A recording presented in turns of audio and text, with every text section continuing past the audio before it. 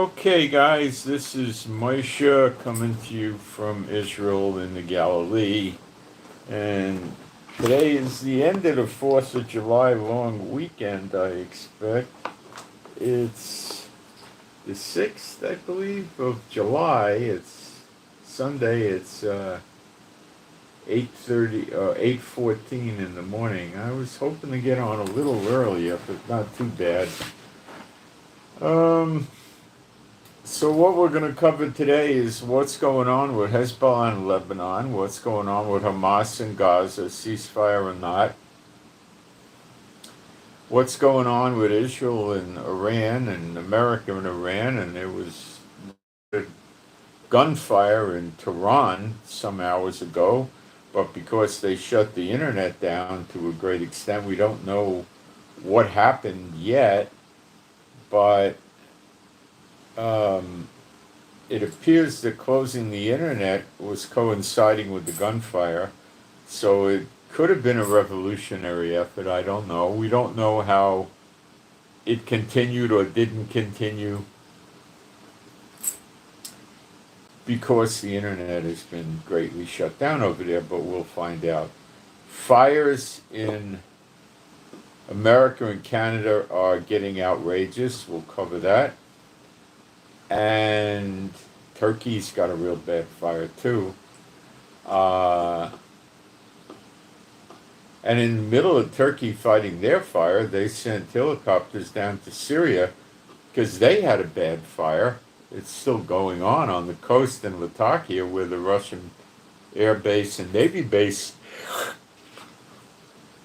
that's been basically abandoned is, and I don't know if those bases burned or will burn. I don't know yet. But they send helicopters to help fight the fire. And we took 2 missiles from Gaza last night. Both were intercepted and failed to cause any damage. And we took a missile, well, they aimed a missile at us from the Houthis in Yemen, and it was taken down over the Dead Sea. And Iran and America are going into going into talks on the nuclear thing, which is absurd. Both parties are diametrically opposed to this. No one's giving ground, and we'll cover that.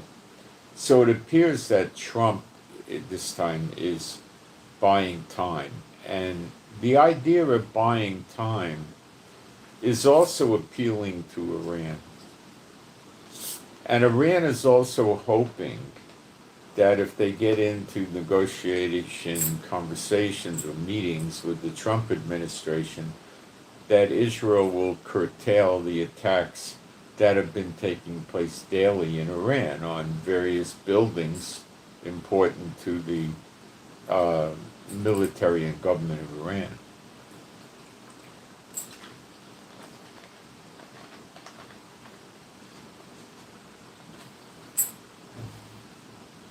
Refueling tankers are still moving in the area here from America. Cargo planes are still coming in. So it's interesting as to what's going on. And we'll get into all of this stuff. And then I've got a really encouraging update about putting these videos into other languages.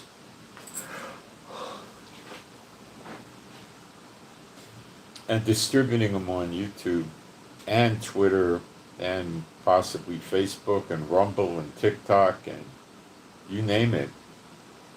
And I'm going to talk about how you could get involved in that if you're so interested in doing it. And it's much more an investment of some time rather than an investment of money. The way it appears, quite probably 98% the way it appears, it's probably the way it is going to be. It would run about $24 a month for you to do an unlimited amount of these translation videos, which would be restricted in a duration or a length of 30 minutes. But you can always break the video up if you have some basic editing skills. Break the video up into 2 pieces, or if need be 3 pieces. I believe we'll start with just Bible work, and then, assuming we build up an audience, then we'll start putting the live streams out there as videos. There's no way to do a live stream with on-the-fly translation that I'm aware of. I might be able to find a way to do that, but it'll be obtuse. It would be, I would be talking into a translator, and then the translator will make it into another language. It's going to be too awkward to do that. I don't see how to do that, but we'll have to just live with videos. And I'll break it down for you guys towards the end.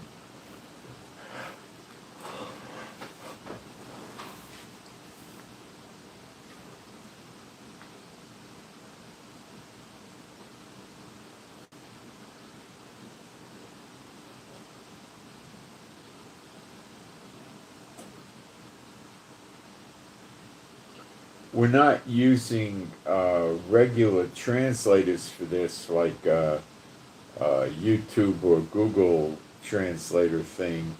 We're running it with an artificial intelligence translator. See, what you've got to do is, just like we're taking advantage of the internet to spread the gospel, that's what I'm doing. You need to take advantage of artificial intelligence and use it as a tool to spread the gospel. You do not use it to interpret the scriptures. I did a demonstration yesterday showing you how stupid that is.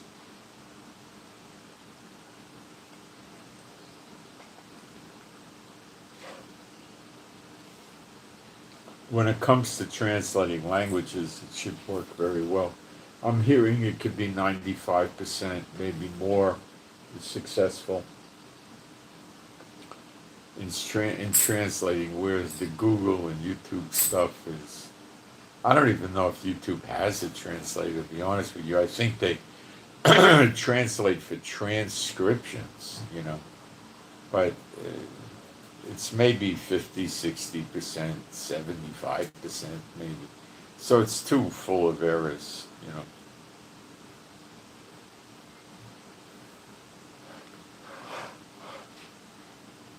When you go to look for what apps and services will let you translate a video into another video on the video, you get a list that's about this big. It's quite a few of them. So we'll talk about that later.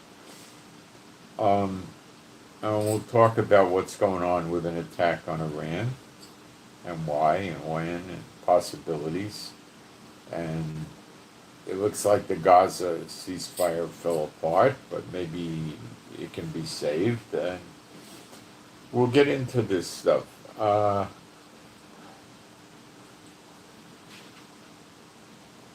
do take questions, but I do them during the broadcast. I don't do them as they come in, but I do get to them. All right, let me jump in and make sure we got a live during the broadcast. I don't do them as they come in. We got a good live stream. We got sound and picture. I live in Israel in the Galilee. You should be able to tell by accent where I was born. I've been here many years.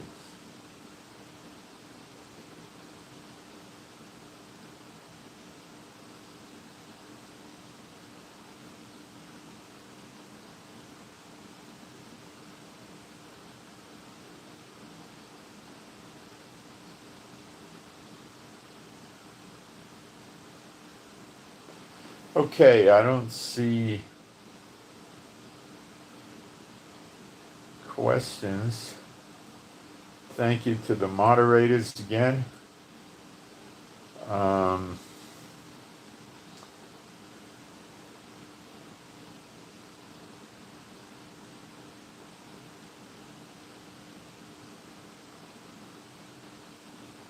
I'm going to tell you my email address is in the description box under the video in the lowest line down. It's Israel Giving with the digit 7 at the end at gmail.com. So it's one word, Israel Giving, then the number 7 at gmail.com. If any of you want to get involved and be a partaker of the work and share in the rewards, and you want to open up like a YouTube account or Twitter or Facebook or whatever, you know, Rumble, TikTok, you name it, and want to put the videos up, be my guest, help you get going. Okay?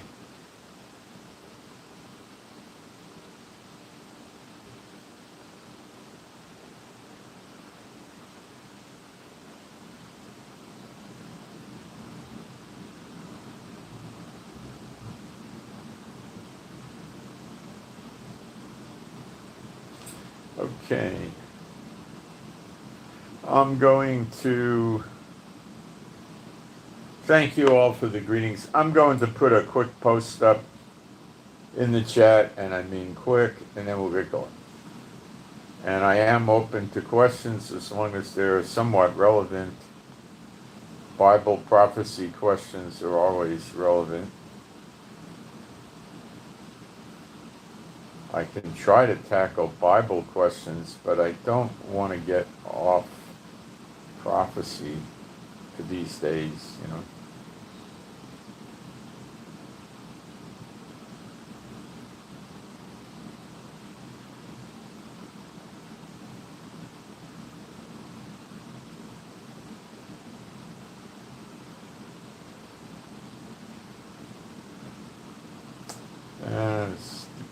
Typo, let's fix it.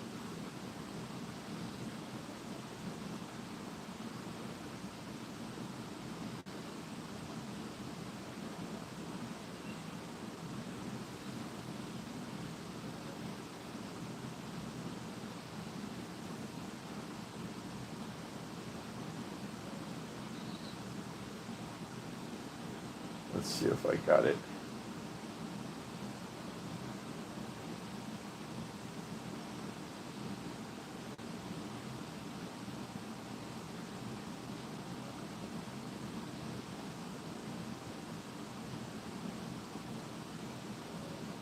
Well, the Book of Enoch would be taking me away from the subject. It's a big job to do the Book of Enoch. We've covered the Book of Enoch in the past.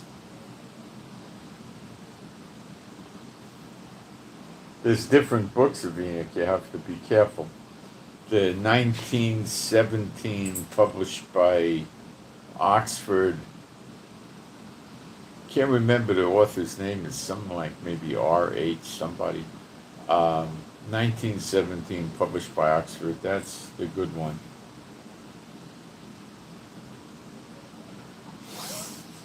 Okay, being a Bible-believing site, I'm going to do some praise and then we'll get going. There is no God like Jehovah. There is no God like Jehovah. There is no God like Jehovah. There is no God like Jehovah. There is no God like Jehovah. There is no God like Jehovah. There is no God like Jehovah. There is no Messiah like Yeshua. There is no Messiah like Yeshua. There is no Messiah like Yeshua. There is no Messiah like Yeshua. There is no Messiah like Yeshua. There is no Messiah like Yeshua. There is no Messiah like Yeshua. Okay, let's get into some factual stuff. The fires up in Canada are getting excessive. A few days ago, there was 105 that were unchecked fires, and right now I'm afraid it's higher than that.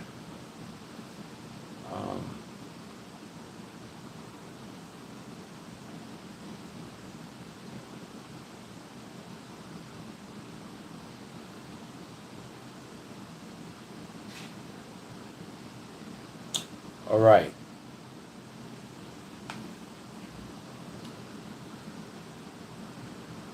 Why are all these fires in Canada? I don't know. Canada's not the United States, but all the nations he scattered the Israelites into are going to be destroyed. The Canada government is rather anti-Semitic, anti-Israel, and they could be doing something that we don't know about. Trudeau's a real jerk. So I don't know. If I knew, I would tell you. I don't know. We could pray God gives us the answer. I don't know the answer now.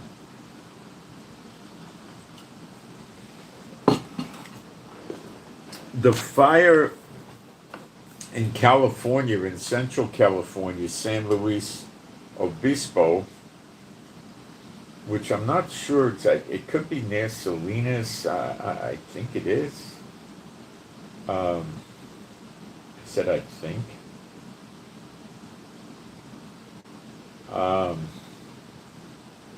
But it's Central California. And let me tell you about the progress of that fire. It's rather frightening. Yesterday we talked about it, and I told you it was at 70,000 acres, which is approximately 3 times the size. And I hate to use this example, and I would never go there again, but unfortunately many of us went there. It's quite demonic. Disney World in Orlando area, with all the parks, the water slide parks, the theme parks, everything put together, the hotels, the golf courses. This fire is now more than 3 times bigger than that. And this is yesterday's figure, 79,000. I don't know what it is today. It may be 82, 85. This is a huge fire. And they call it the Madre Fire, I believe, M-A-D-R-E. It's in San Luis Obispo. There's other fires in California and in America. And, in Jeremiah 50:51, the Lord says he will kindle fires in and around our cities, and that's the destruction of the daughter of Babylon. So this is significant. However, I would not say, based on fires in Canada, because there's also fires in Turkey and Syria, those are enemies of Israel, aren't they? Gee, are we seeing a pattern here? Ooh, we are. How about that? So, the Madre Fire, Central California, up to 79,000 acres and still running. And there's other fires as well. If you go to firemap.live, firemap, one word, firemap, you can spell that, .live, you'll see it takes maybe 4 or 5 seconds to load. You'll see a round ball Earth, they don't know any better, and you'll see, you can move it around, and you go look at, you'll see Florida, America, look for Florida, look for the Mexico coming off of it, and then you could expand it. Well, I have an iPad with your fingers, and you'll see the fires in Canada are basically the northern part of Canada, more west and central, not east, and the smoke must be getting horrific. And you'll see a lot of fires in Alaska and California. There's a lot of fires in America now. And Canada. Okay, I made my point. Earthquakes keep popping up. I put some of them up on Telegram. A flood, I believe, where was it? Texas? It was a Christian camp, and a bunch of children died and are missing and stuff like that.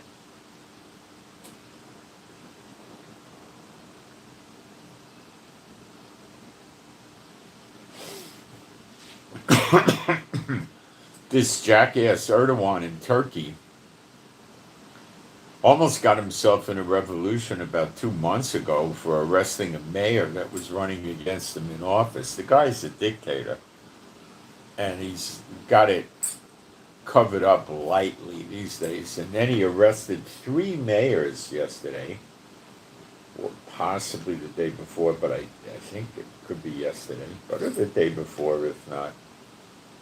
that were all belonging to the opposition CHP party, like CHP is in California Highway Patrol, but it's in Turkey, it's not that. Very interesting, and he might get some more blowback from this. So he's in full dictator mode. And he's friends of the Americans and NATO and all that, and he's a full house dictator, you know.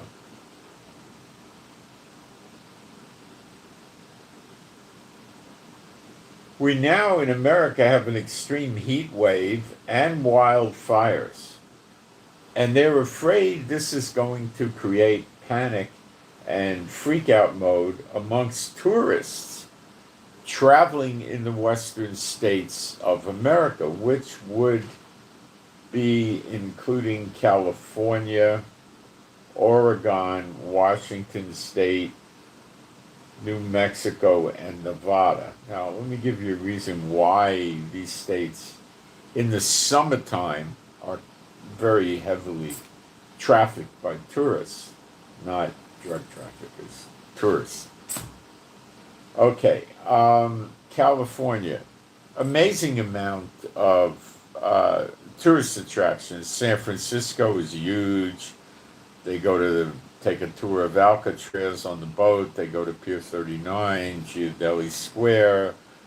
They ride the cable cars. They travel down to Santa Cruz. There's an amusement park on the water there and a beach. They go where Clint Eastwood lives in Carmel and drive by the coast. It's beautiful but cold there. It's for people that hate the heat. I guess Clint Eastwood hated the heat.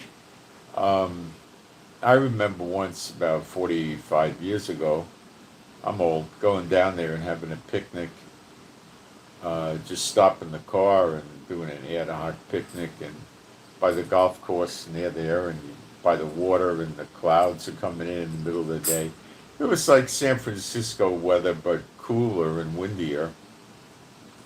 So when you're playing golf out there, you're probably going to play golf with a light jacket on, and you're probably not going to be playing golf early in the morning. You'd probably want to wait till minimally 9, if not 10 or 11 o'clock for the fog to burn off. In San Francisco, and I assume it would be the same in this Carmel area, your fog is generally dissipated by about 11, and it usually in the nice summer months from about even 10 to 3 in the afternoon, your fog is gone and it warms up. Rarely does it warm up to the point where you don't need a jacket, but it can happen. Maybe you get 20 days a year that you can run around without a jacket in San Francisco. 30 would be on the high side, as little as 10 maybe, you know. And people don't have air conditioning in their house. So I imagine it's the same thing over there. Okay, enough on that. So California is just loaded with tourist attractions. Lake Tahoe, the gambling casinos in Nevada right at the border with Lake Tahoe. So they drive up there and they go into Lake Tahoe, which is beautifully scenic and clean air, and they could go gambling up there if they like to throw their money away and get cheated. And Oregon, that's the outdoors people will go up there, hikers, rock climbers. Washington State, same thing, hiking, rock climbing, that sort of stuff. They go see the mountain, they might want to climb up the mountain over there. New Mexico, unaware of much tourism in New Mexico, probably more a pass-through, although some people might go to some things there, I don't know. And Nevada is a huge tourist attraction. You not only got the gambling pulling people in, you have in Nevada prostitution is legal, so that's sex tourism, so that brings people in. Then you have the shows in Las Vegas, which are really designed to get you to gamble. Then you have a lot of culinary stuff. They do really have fine restaurants there, super fine. and the prices are no longer what they were 30 years ago, where they were giving the food away to get you in there. They're charging you a pretty penny for it now. But it's not excessively priced. It's probably fair price on the low side. But some of the more famous places, like the buffets, are banging people $100 a head. That's not, I could see the others that are charging 40, 50 a head, yeah, but not 100. Then you have discount malls all over Las Vegas. There must be 3 of them or something like that. And there's amusements, and there's a million things, amusement parks, roller coasters. They got something for just about most people over there, but and a lot of people want to see that when they go to America and they take these trips. There's people that take car trips in America. They don't necessarily just fly around, And the tourists there are kind of, a lot of you probably don't understand the foreign tourists there, but a lot of them will go to New York. What do you do in New York? You go to the top of the Empire State Building, you go to the Statue of Liberty, they got great art museums, other museums. You go to the stock exchange and look at the New York Stock Exchange. You can take a carriage ride through Central Park, which probably costs you $200 or $300 now. Great restaurants, loads of great restaurants, great shopping for the rich, Bergdorf Goodman, Saks, Bloomies, Neiman, everything is there. Whatever crazy expensive junk you want to buy, it's there in New York. And Rockefeller Center, then you have Broadway Theater, so they'll go to New York. And then from New York, they might fly to Vegas and then drive to California, or fly to California, then drive to Vegas, or they might do other things. They might want to go to Chicago, although I don't think that's so greatly popular. They might want to go to Washington, D.C., so they could take a bus or drive from New York. They might want to go to Miami if they're into getting a hotel on the beach and doing that sort of thing. And then California is a massive thing. Oh, they got the Disney park there. I don't know what other theme parks they got there. They probably got a bunch. Great America used to be throughout California. So, yeah, these people are going to freak out. They're there already. And they're getting hit with a heat wave. So they don't want to go outside their room. So who the heck wants to take a vacation cooped up in a room? Now, if you're in Vegas, you don't have to stay cooped up in the room. You can go walk around the hotel, which basically means gambling. But you also could do other things, like they got ad hoc shows there, like famous musician impersonators. But that's in the gambling area usually, so you have to stand there in the gambling area and watch it. But, this is a problem, especially with the fires, Staying cooped up in your hotel room, you want to get out. But if there's evacuations, they could be blocking the roads. They don't want you on the road. So that could cause panic. Do you hear Trump talk about the fires? I don't. No. Does he know about the fires? Yeah. Do they know that's in prophecy for America? I think so. I think that's why Trump is really scared. He's eating tossed salad and whole enchiladas, and he's just freaked out. And he's scared to do any wars right now. He doesn't want any wars because he doesn't know what the heck's going to happen, because he's not in communication with the powers of the air, because people are seeing that, as far as I could tell, and his actions evidence that. So he's in freak out mode. Netanyahu, I think, is used to it, and he's so callous. And you know, see, Netanyahu's been running around as prime minister for 23 years or something like that, off and on in Israel. Trump's on year 5 right now, so Netanyahu's got 5 times the experience of Trump. Now, Trump has to deal with what? He has to deal with Europe, Ukraine, and Russia. Does Netanyahu have to do that? No. He has to deal with Iran and the Middle East. Does Netanyahu have to do that? Pretty much, yes. Trump has to deal with Mexico, which Netanyahu is free of. Trump has to deal with North Korea and China in the Asia-Pacific area, which Trump does not have, which Netanyahu does not have to pay attention to. So Trump is stretched thin. He's got a lot of vital areas he has to take care of, and it's overwhelming him, I believe. He's acting irrationally. He's lying all the time. He's saying things that aren't true. He's having a girl hissy fit with Elon Musk again. Elon Musk is saying that if Trump passed the big beautiful bill, he was going to form another political party. And Trump's passed the bill. So will Elon Musk go through with it?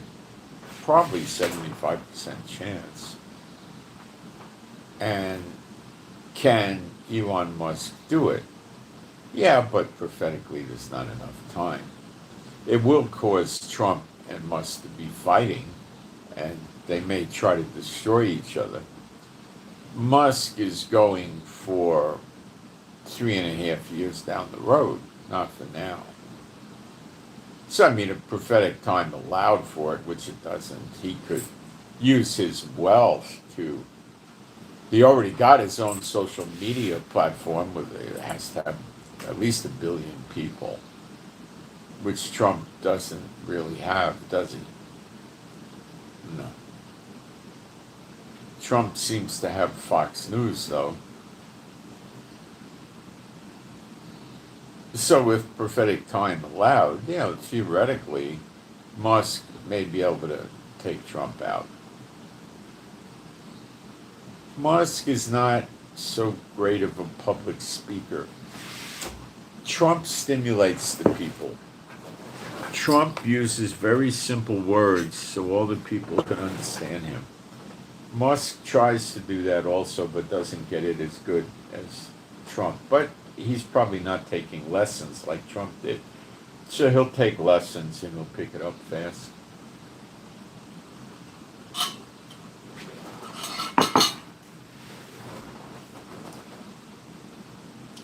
Now, that being said, Musk may try to get an impeachment going against Trump, and he's wealthy enough to do that. And there's a lot of people that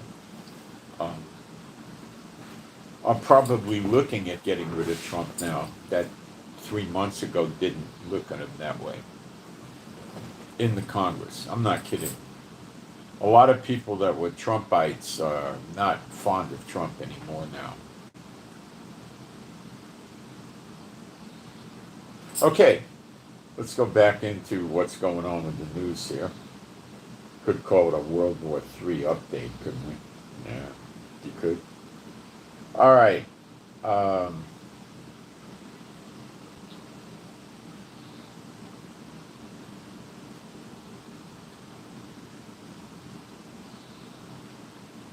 The charges against these 3 mayors that Turkey's doing are related to corruption. Well, that's always the drum they're going to beat.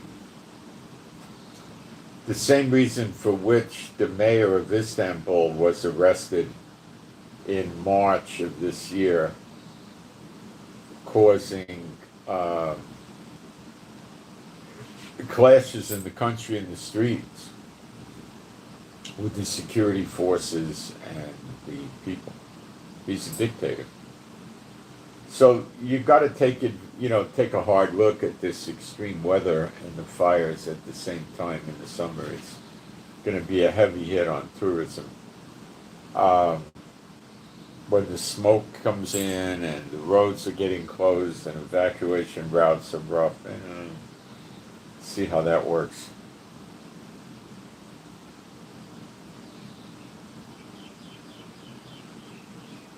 Okay, there's charges. There's rumors now that it's spreading that are not valid. That the Hamas, those are the psychotic serial killers in Gaza, is very positive towards the ceasefire, and Israel dispatched negotiators to Qatar today. The ceasefire proposal that's being cooked up was through Qatar and Egypt. Now, Qatar is a sewer, in my opinion. It's an outright terrorist state. Yet Trump took a gift from them of a $400 million aircraft, which he turned over to the U.S. government but intends to fly on it. Okay. That's wrong. These people are supporting the terrorists.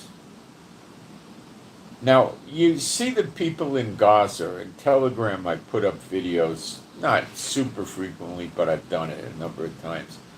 You see people in the markets. You see people in the restaurants. What's the unemployment insurance in Gaza like? Well, if you go to the fourth quarter of 2024, last year, that's October, November, December, many people are saying the unemployment rate is 68%. Now, a lot of countries like America, they freak out if unemployment goes from 7% to 9%. They're at 68%, but other people are saying it's really 80%. Now, this year, the first 2 quarters of this year, I'm sure it probably hit 80% because of all the destruction. People still work there. They repair things. They do transportation like taxi or moving. They do food growing, food prep work, restaurant. They make some clothing. There's very little working there. They work for Hamas and get a paycheck, but that's probably only about 20,000 people, maybe 25,000. Out of roughly used to be let's say 2.3 million or 2.2 million, 25,000 is not enough to drive the economy. Okay? So I took a look for who the heck is funding Gaza.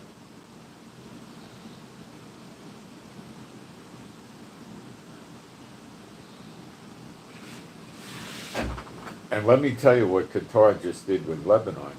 Wait for that one. That'll be in another 2 minutes or something.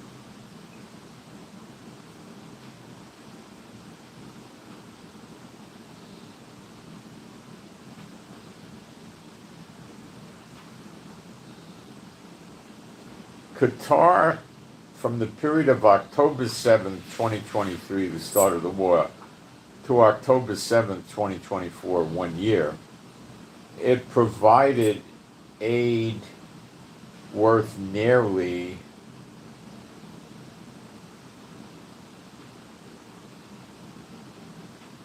$114 million of their dollars, which I don't know what they're worth, but it's a substantial amount of money.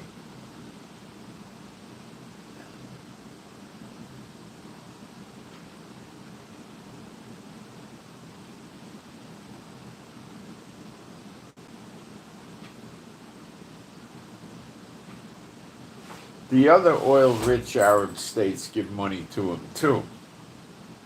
They all do. So that's where the people are getting the money. They don't work. They just get funded money. The UN probably gives them money. Qatar used to put $100 US into all their bank accounts. And then what do they get from Saudi? What do they get from Kuwait? And, I don't know.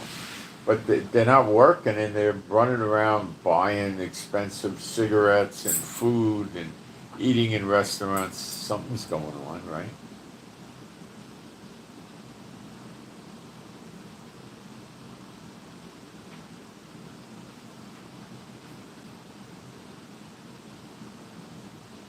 Let's talk about what the vermin in Qatar.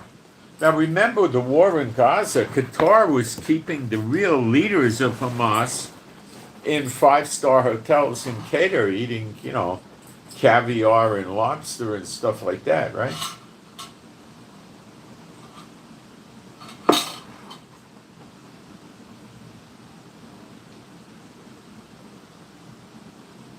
And we couldn't go blow them up because America's friends with them. So Trump is friends with our lethal enemies that hate us. Now to Lebanon, you got to hear this.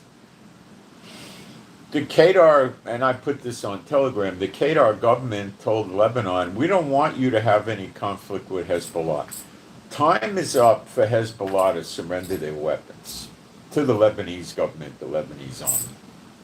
This is not just Israel behind this, America's behind it, pretty powerfully too. And we've been hitting Lebanon, I believe, every day or 6 out of 7 days, hitting different targets, targeted assassination against Hezbollah and Hezbollah people getting ready to launch something or do something bad to us and organizing bad things and military sites that Hezbollah has with weapons and stuff like that. Okay, so they told the Lebanese government that you should not create any friction with Lebanon, with Hezbollah. Hezbollah said, we're not giving up our weapons, it's too insulting, we're not going to do it. Okay, that's the standard party line that Hamas says also, right? All right.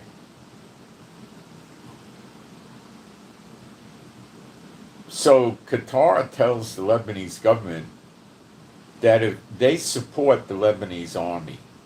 See, these rats in Qatar are really about as responsible for the problems in the Middle East as Iran. Seriously. They're that bad. Vermin.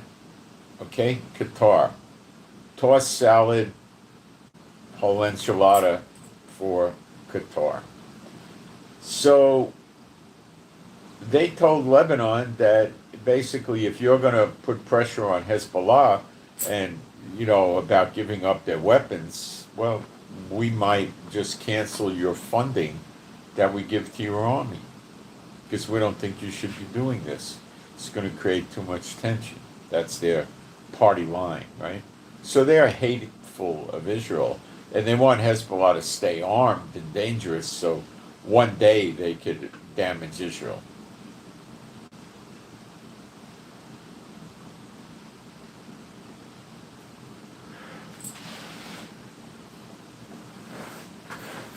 So they support Hamas, now they support Hezbollah. They're putting pressure on the Lebanese government not to do this. What's Trump doing? Nothing. He wants his airplane. He got his $400 million airplane, or is about to get it. I think he's got it. What does he do if they say give it back? They've corrupted Trump and bribed Trump against the best interests of Israel. How about that? You can't argue against it.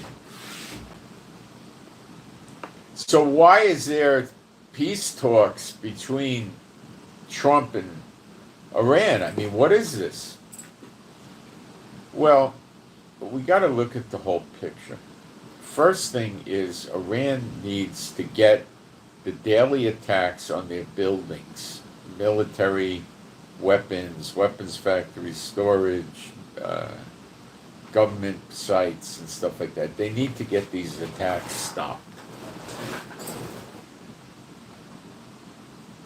How do you do that? You negotiate.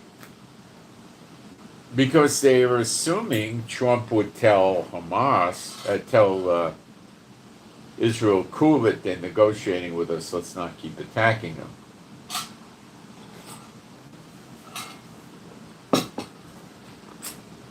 So then Netanyahu says, well, it's the people in Iran that are doing it, and then It might be the case, that could be true.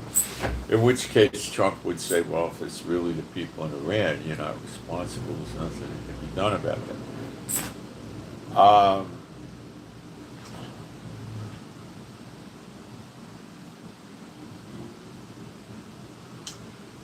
Then to make it further, they told Hamas to string Netanyahu along with a peace deal. Because if there's negotiations for a ceasefire with Iran and Hamas, Netanyahu's going to have to cool it with Gaza, and Netanyahu will be told by Trump to do that and cool it with Iran. And there probably will never be any ceasefire, but I don't know for sure. For a while it looked encouraging, but not so much. And that could be why they didn't attack Iran over the weekend. First reason is Trump needs to buy time. We'll discuss why. Second reason is Trump would really like to see a ceasefire with Hamas, and he's very naive and not too sophisticated on how these ceasefire deals will work and they won't work. He really doesn't get it yet.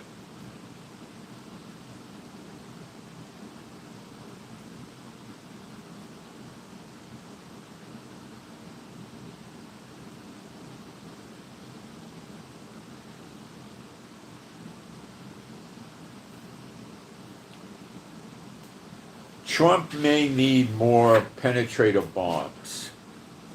The Americans did not have a huge inventory. People are saying maybe they had 24 and 14 were used up.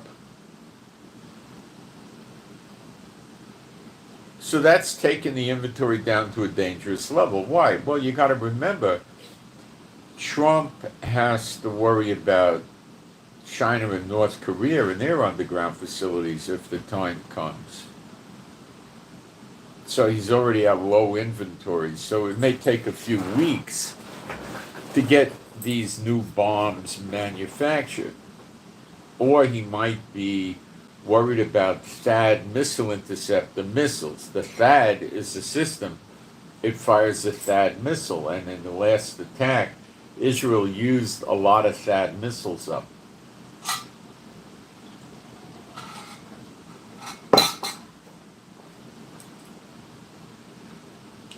America doesn't keep a large continuing roll of inventory for that because they normally don't set them up in the United States. They might for a military installation or a CIA building or something like that, but they're not putting them around Chicago, Miami, Atlanta, LA, like Israel puts them up around the cities.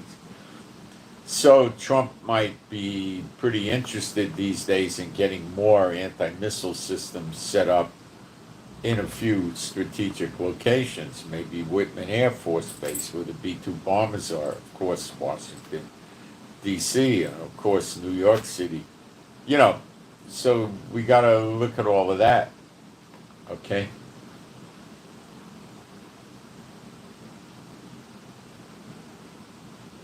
There's still a lot of big cargo planes coming into the Middle East.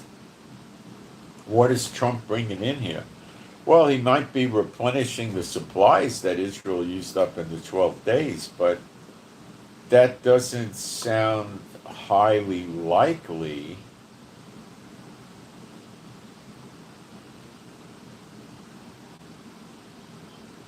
Because there were supply planes coming in for a long time before that started. But maybe need more. Could be. Maybe there are different kinds of bombs coming in this time. Maybe they designed a new bomb, or I don't know, but I think it's some sort of weapon. So let's rest assured that these cargo planes coming in here are not bringing hot dogs and potato chips, okay? Get that out of your head. It's weapons of some sort. So with the seat. Now, I think Trump knows there's not going to be a deal with Iran. Trump is insisting Iran will never get a nuclear weapon. He's saying if they start rebuilding the nuclear facilities, we're going to bomb them again. They said they're never going to give up their nuke program. They banned the IAEA from inspecting, threw them out, shut the cameras off, said they're accelerating their enrichment of uranium higher than it was ever before and more of it. There's 900 pounds of enriched uranium floating around someplace, and nobody knows where it is for sure, or they're not telling us. So I would assume Iran had it hidden somewhere. And they still have it. And their ballistic missile program is still kicking around without much problem. It's been diminished in size by our attacks, but they still have a substantial amount. Their ballistic missiles could reach into Europe, not America. But of course, Trump knows that those ships they have, the cargo vessels, container ships made into boats that could covertly carry missiles in containers, where the container is a real container but modified, and they open up the roof of the container, and then a missile launcher pops up, or two even, and then boom, they launch. And it's no problem to put 50 or 100 containers on a boat, but they probably just wouldn't put that many. They'd probably put 10 or some, 15. That's a lot of damage. They cost Israel billions of dollars of damage.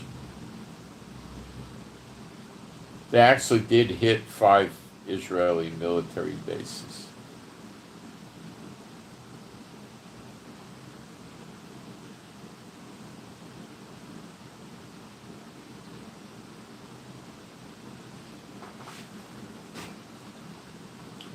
So Trump has to be worried that these ships get close to America and launch at America.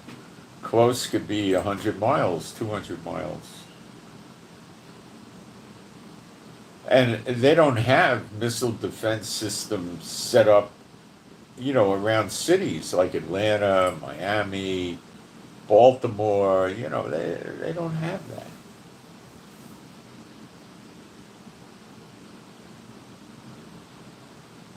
Even New York, as far as I know. So Trump is playing this game with Iran, and I think he's working on 2 paths here. One path is maybe we could shut this Hamas thing down, okay? Netanyahu doesn't want to shut it down.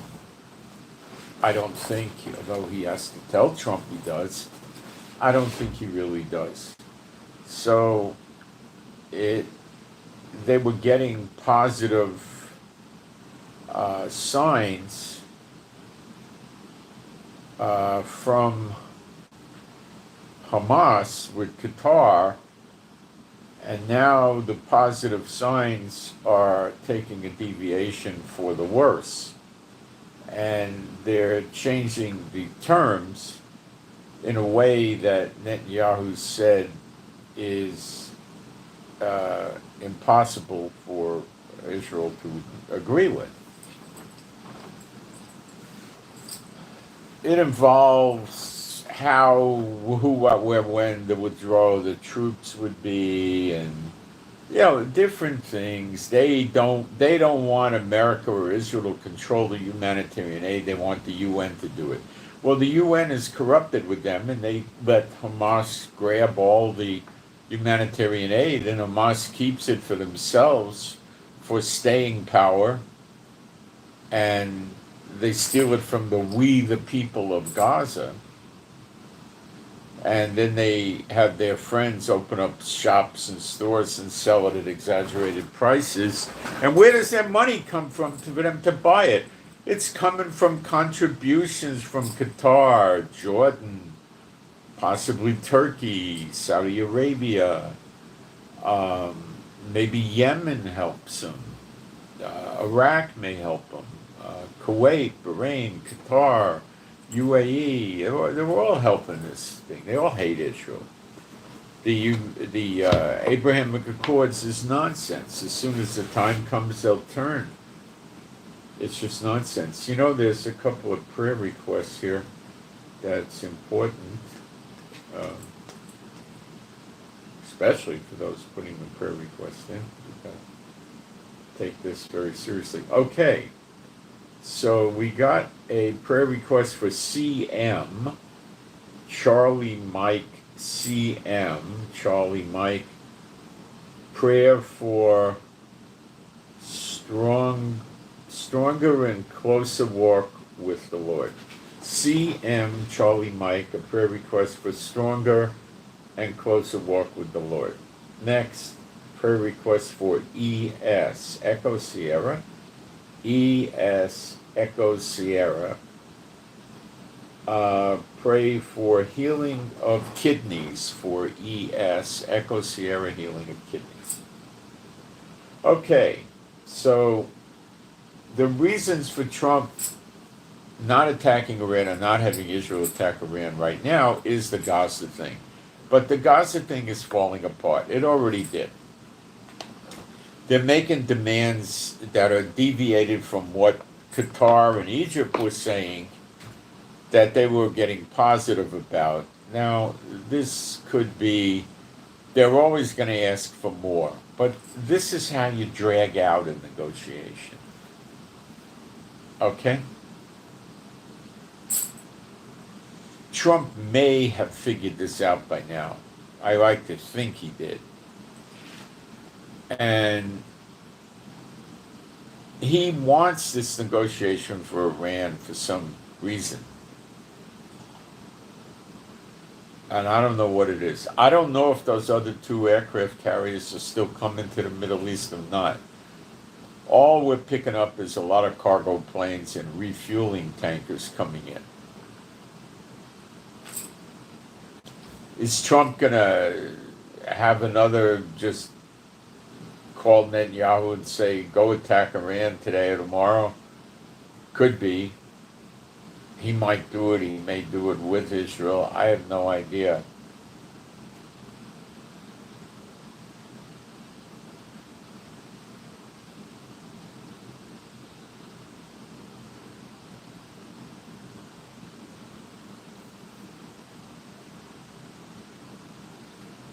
So I don't know how much longer the stall on the attack of Iran is going to be, because it looks like these negotiations with Hamas are falling apart rapidly. So I think Netanyahu's going to go back to Trump and say, this is a joke. We can't agree to this. This isn't what you wanted. They're deviating from the Witkoff-Trump proposal in a big way, and we can't have this. So then Trump will threaten Hamas, and Hamas will laugh at him, and we're back where we were a few days ago. That would open up the door for an attack on Iran. So maybe Trump was just buying time with Iran to see if this Hamas ceasefire would come to pass. And it doesn't look good at all. I'd say in the next 48 hours, we're going to see it really not look good. There's two ways that we can make sure they're not firing missiles so Elijah can train the Levites in Jerusalem. If that is a requisite, I think it's a requisite. It may not be a requisite, but it might be. I don't know. There's no scripture firm on that one. So one way is the ceasefire, which is also a little risky, because they could just decide, oh, let's try to kill Elijah and the Levites and break the ceasefire. But if they get busted up more, so they can't do anything. Now, what would busted up more be? Well, it'd be rather bloody. It would mean that, Netanyahu is going to probably be killing 600 people a day or something like that or more. Now, evacuation warning orders would be given and people would be given a chance to leave the area. But then the fighters, the terrorist fighters with Hamas and Palestinian Islamic Jihad aren't going to leave. And you got to have like 40, 50 airstrikes a day and just start demolishing them. a week of that or less, and you got rid of them. You got to cripple their internet, cripple their water, cripple their electricity, and then you can take them.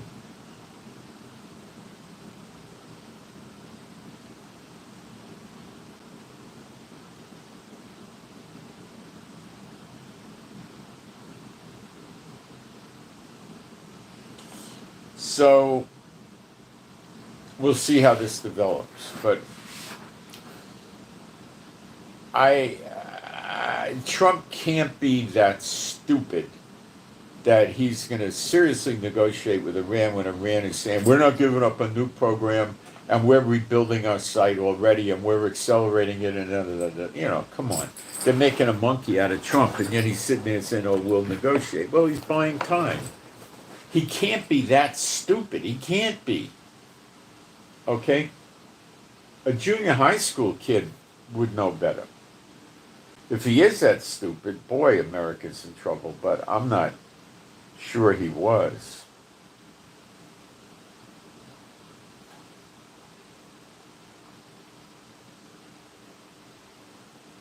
I think that in Texas they're still missing some children are unaccounted for, I believe. I have not really stayed on top of that.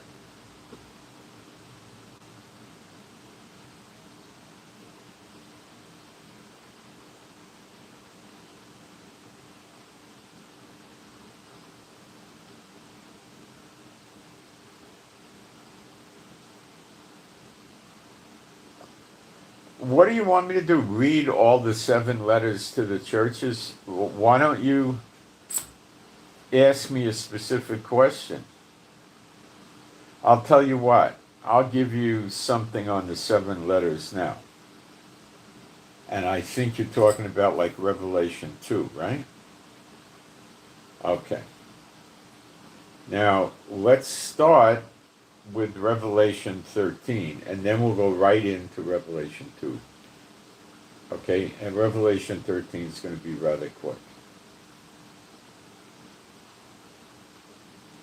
And you may not agree with what I'm going to say, and I challenge you beforehand to use scripture to show me wrong.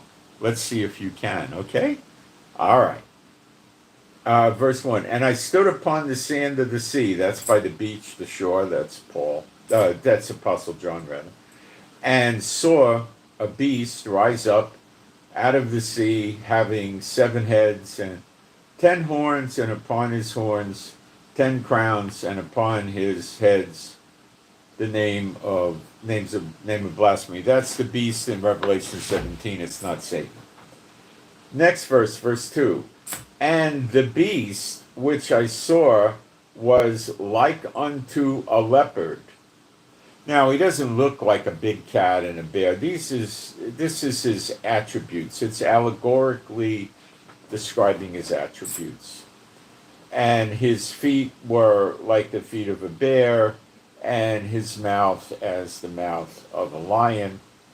And the dragon gave him his power. Now, we know the dragon is Satan. So Satan gives the beast his power. And what else? And his seat. And great authority. Now we go right into Revelation 2. Remember, Satan gives the beast his seat. Revelation 2, I think we're in verse 12. And it reads like this. Revelation 2:12.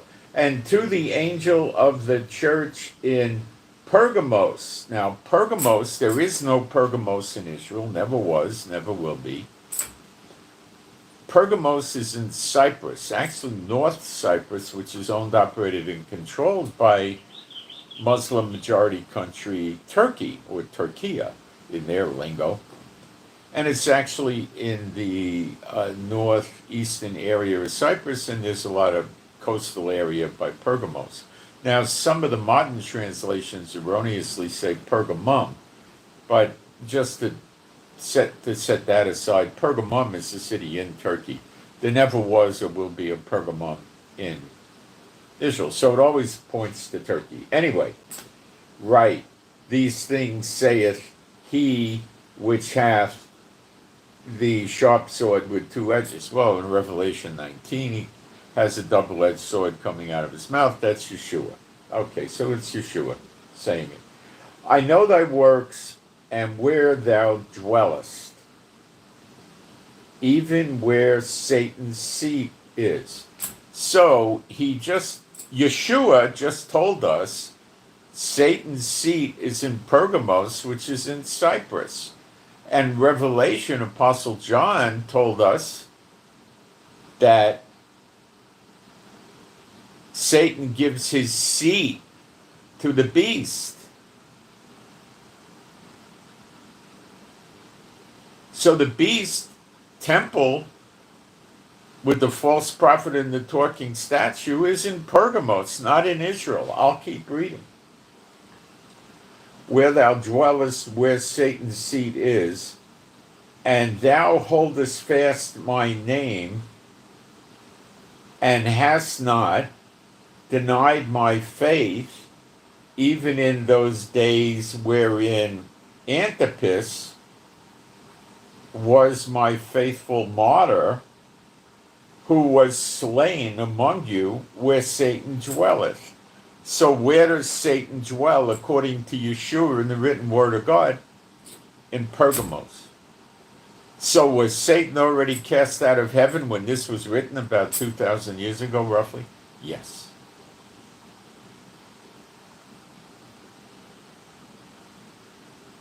There you go. I got to get back on point for what I'm trying to do today. But if you want to prove me wrong, come up with scriptures. Saying I'm wrong doesn't mean a thing.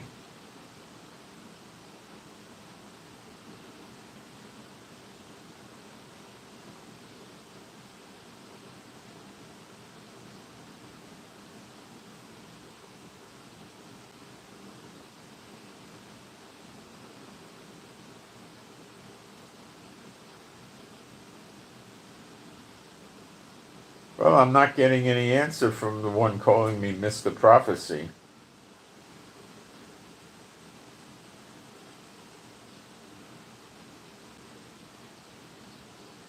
See, in Revelation 11, people misunderstand that and say that Yeshua was killed, by the temple or something like that. But it says Yeshua was killed outside the gate in the Bible. He was probably killed where the Roman fort next door was, Fort Antonius, and they probably killed him over there or someplace over there. But they didn't kill him in Jerusalem. He was outside the gate of Jerusalem.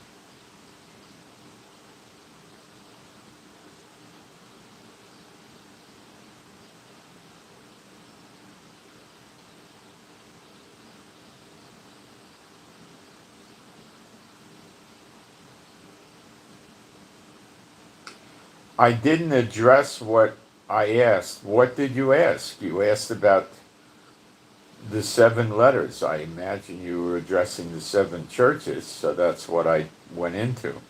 If you have a specific question, please write it with specificity. It says he sends out 7 letters. You said that. Answer about the 7 letters. What about Revelation and the 7 letters, Mr. So-called prophecy? I can't see anything highly specific in your letters unless you want me to sit here and stop doing what I planned to talk about today and spend an hour on the 7 letters.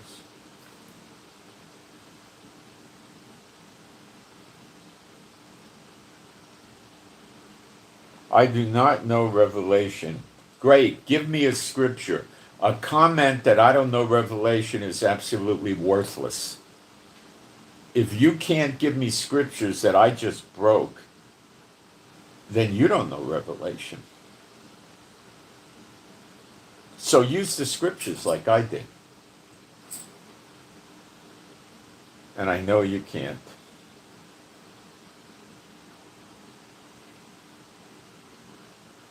A little tossed salad, guys. Okay. The way the S-bots usually respond is they don't answer me, they come up with another question to change the subject. That's how they usually play. But anyway, I don't think we're going to get anything relevant with the scripture. We're just going to get, commentary. That's it. You can't. How do you kick against it? I don't know scripture. He doesn't know scripture.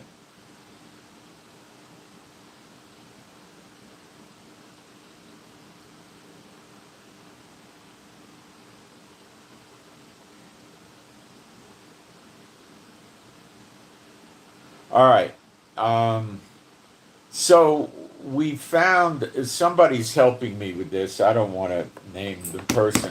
Oh, by the way, to the person that's been making the music, the songs, get a hold of me if you can. You made some new songs, but with the wars going on here with Iran and all that stuff, I had it in my email. I was going to go through it, and it was very hard. So I didn't do it, and now I'm trying to deal with it, and I'm not sure if I can find them. So if you can send them to me again, it would be nice if you can. If you can't, I'll just have to hunt them down in my email. But I get a ton of email a day. I may get 50 or 60 or more emails some days. I get a lot of email. So I get a ton of stuff I'll have to go through. I don't remember the time frame on that. So I appreciate it if you could resend it. If you can't, it's on me. I'll have to find it. Okay. If someone wants to say, I don't know prophecy, just to the moderators, just let them say it. But let's embarrass them and say, give me the scriptures. I've never seen, in all these years I'm doing it, I've never seen, maybe 3 or 4 times somebody tried to use the scriptures and I debunked it. I've never seen anybody correctly use the scriptures because everything I do is with scripture, right? So any Tom, Dick, or Harry idiot could come out there and say, well, you don't know what you're talking about. That's not a counter argument. That's just his opinion based on nothing, Okay, so we'll stop wasting time with this.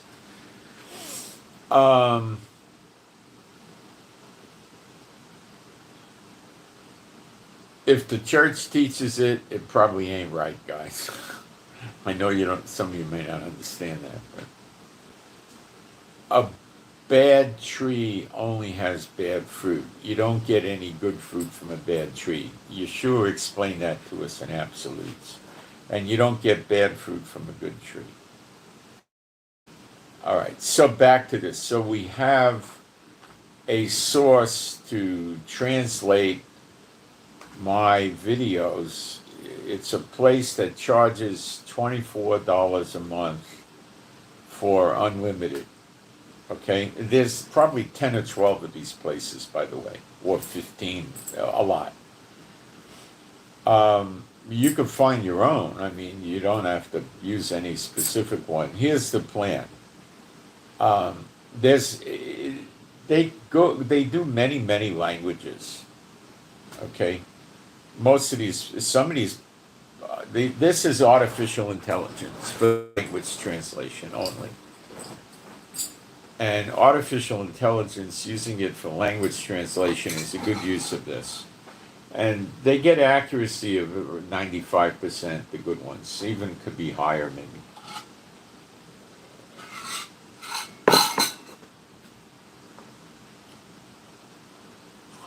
If you use a person to do the translation, the odds are very high that the person is not going to hit more than 95% either.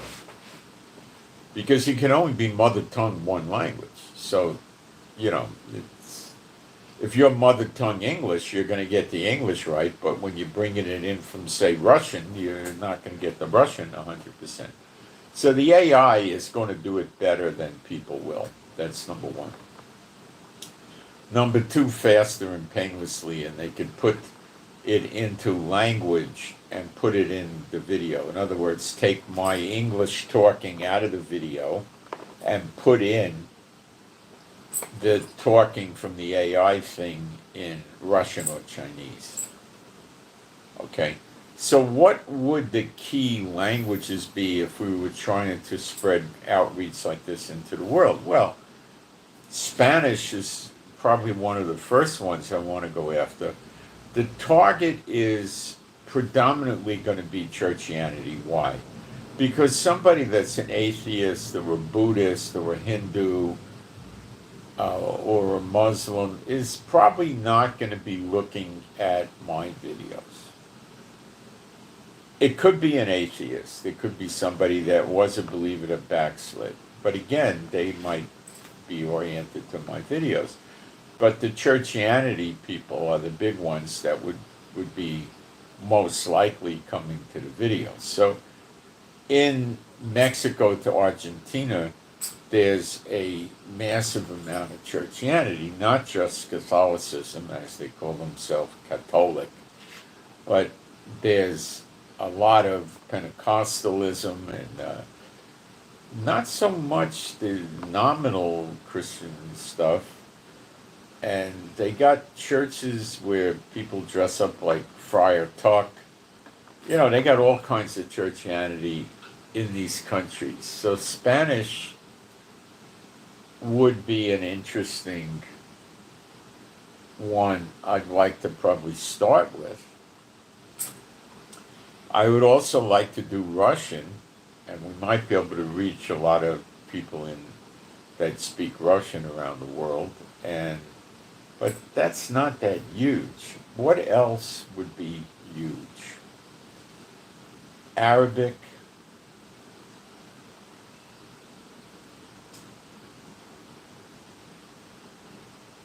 There's Christians there. We could try Farsi, which is only Iran, and that's going to be pretty small. But Arabic's not so small. China, we could hit. Now, I don't think there's a lot of churchianity in China, but there's some, and they'd probably really love to know the truth. Of course, they're under persecution. Cantonese and Mandarin would cover the lion's share of China.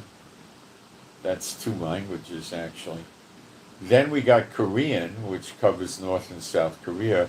South Korea is loaded with churchianity. That would be a good target. And they're under stress there, war from North Korea. And Taiwan is under stress of war from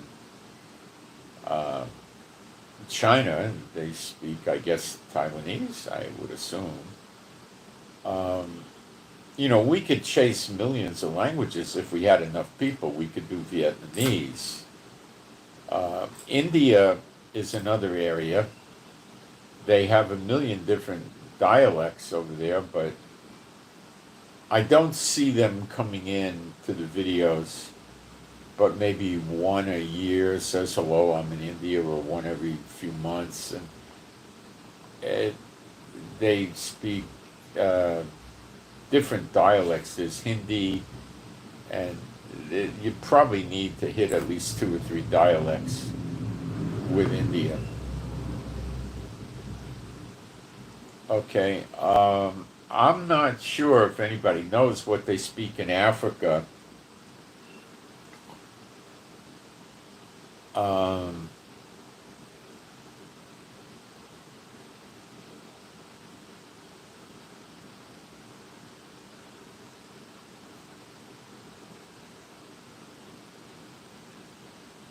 There's a lot of English spoken in Africa. Some places speak French, like Morocco, Algiers, I think Tunisia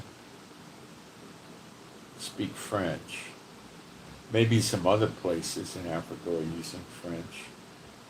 So, plus you get France, and France has churchianity, so French could be useful. So anyway, this is what I'm thinking.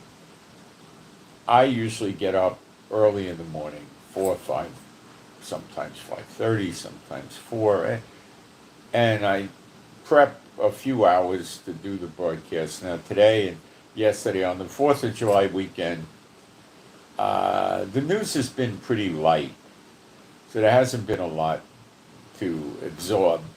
A lot of people are on vacation. It's just been light, okay? We haven't had a lot. Of course, Ukraine and Russia are still knocking each other's lights out. Ukraine takes a turn and Russia takes a turn. Okay, so normally I get pretty knocked out by the time I'm finished with the broadcast. And the Lord doesn't have me generally do 90, or practically always, never has me do another Bible study. Actually tells me not to because I'm tired and I can make errors.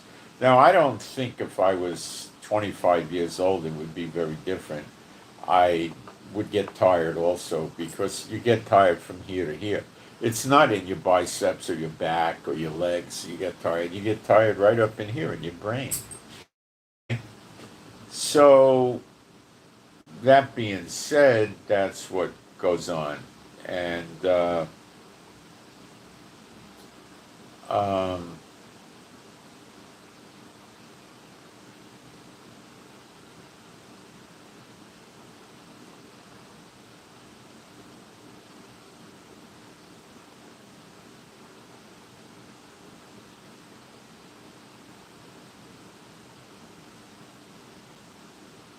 what I'm thinking, if some of you want to get involved in this, you're going to have to know your way around computers and the internet, okay?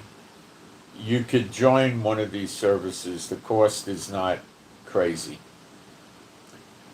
And you could cancel it, so you're just basically going by the month, right?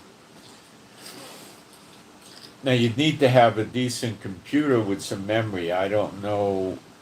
With some smartphones, people have lots of memory in it and you could do it, but it's just going to depend on the phone. But yeah, it could work with a phone if you're good enough, but it'd probably work better with a tablet or a computer. So if you wanted to, you would make sure you know what you're doing. Write me, Israel Giving with the number 7 at gmail.com. Israel Giving with the digit 7 at gmail.com. It's in the description box at the lowest line down.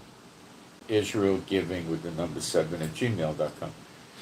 Contact me, give me a brief idea of what your qualifications are, and if you want to do this. And then what you would do is I will be making videos that don't have the news. This particular service doesn't let you do more than a 30-minute video. Now, you might find others that let you do a bigger one, but 30 minutes is a nice figure for Bible teaching because you can only absorb so much. So if I want to do a big topic that's got a lot of points on it, well, then I would make a part 1 and a part 2. So I will make these, and I'll probably do them as live streams, and they'll go up on my YouTube channel, and they'll not have any news or anything, just Bible work, right? And I'll title them as such, so you could tell that they're just Bible work, right? So then what you could do is you could grab one of these videos, download it. You have to know how to do the download into your computer or your device, and then feed it into the service online and choose a language. You'd have to coordinate with me what language we want, and then get it up in that language, and then put it up so we get more circulation. Put it up on your own YouTube account, which you could open for free. Now, you can't live stream, I think, on YouTube until you have 10,000 members or something like that. I don't know, but maybe it's 1,000, I don't know. But we're not live streaming, we're doing videos. And you'll have to title it in the foreign language, which is very simple. Just take the English title I have and go to Google Translate, put the English in, and then say you want it in Cantonese or something, and it'll just give it to you, then cut and paste it, and now you got your title in Cantonese. That's very important. Now, I would like you to reference, I'll go through my channel and stuff like that in the description box so they could come back to me and that type of thing. Okay, are you with me? So it's not something that I can really do because it'll knock the daylights out of me to start doing this. I would need to be coordinating what languages we're doing, and you can put them on YouTube, you can put them on Facebook, you could put them on Telegram, you could put them on Twitter, you could put them on Rumble, you could put them on TikTok, or wherever you want to put them. Okay? Twitter is X now. I shouldn't say Twitter, they changed the name. Okay. So you can put them all over the place. Okay? And we'll try to put a contact in there so they could email me and reference the YouTube account, so we can put that in the description box rather easily and use Google Translate. So that gives the people a chance to get in touch with me. The idea is we want to bring them into our circle. So I'd also want my PayPal to go up on there too, because it's my work and we want to get all the funding we can to keep it going. So that's why I'm trying to bring multiple people in. If it's just me and one other person, we're going to get some of it done, but it's going to be minimal. I can bang out the Bible studies easy enough. That's not hard for me to do. Okay? I know them by heart. And basically prophecy is what I'm focusing on. So, I could title them like Israel's Next War, Zechariah 12, not Gog and Magog, stuff like that, right? It'll get people's attention in other languages, and I'm pretty focused on Arabic, Spanish. Those would be two good starting points. Now, it depends how many people are going to help. If I get 5 or 6 people helping, well, then, we could, hit it a lot harder with more languages. One of my friends, subscriber, also said that when I tried to do this with the website a few years ago, it knocked me out. And it did. It did. And because I was typing the Bible studies, not doing it by voice, and they were coming from voice into transcription, and I had to check the transcript. It was knocking the daylights out of me, and the Lord was just waiting for me to get myself exhausted to the point where I was falling asleep when I was reading these things, because it was after I did my regular work. So I had to stop doing that. It was not good. It was very bad for me. It was too much work. So I have to find a way to do this where I don't kill myself. So if this is going to work on a good level, because we're very far into the end of the age, it would need to have a handful of people doing it that are dedicated, want to be a partaker of the work and get the rewards as such, know the internet, know how to use these artificial intelligence tools, and have a good computer and motivation and stuff like that. So if you're using an old phone, as much as you might want to do it, your phone probably isn't going to be up to this task. It might be. I mean, you go out and buy an up-to-date Samsung, and you get a lot of memory in it. Yeah, you can do it. You'll be able to do it.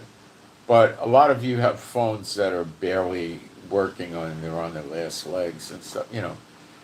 Will I do this in Telegram? I might open up Telegram channels in another language and see what happens. It's very easy to just pop the video in there. I don't know what will happen. So I think this is, I'm going to take a break and come back and we'll pick it up again. I think this is a good thing to get into. I mean, we're trying to spread the truth and we're not just going to focus on English speakers finally.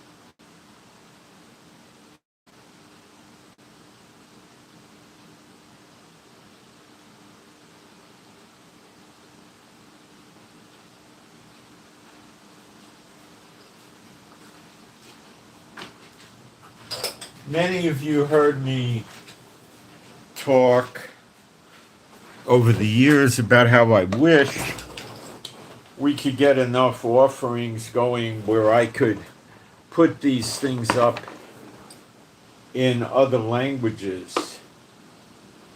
And it would take a lot of money to do it. And I'll tell you what I base that on. Years ago, this is probably 5 years. I think it was the early days of COVID.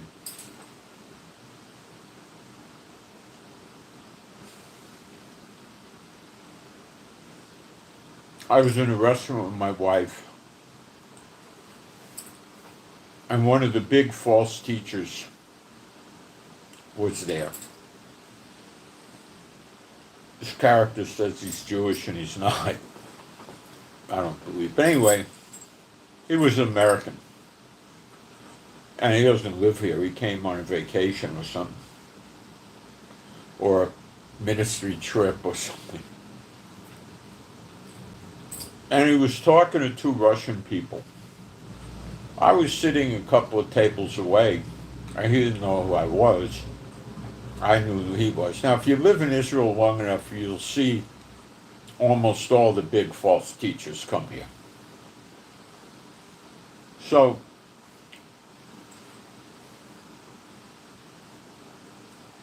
he was talking to them about putting his teaching videos, his lying videos,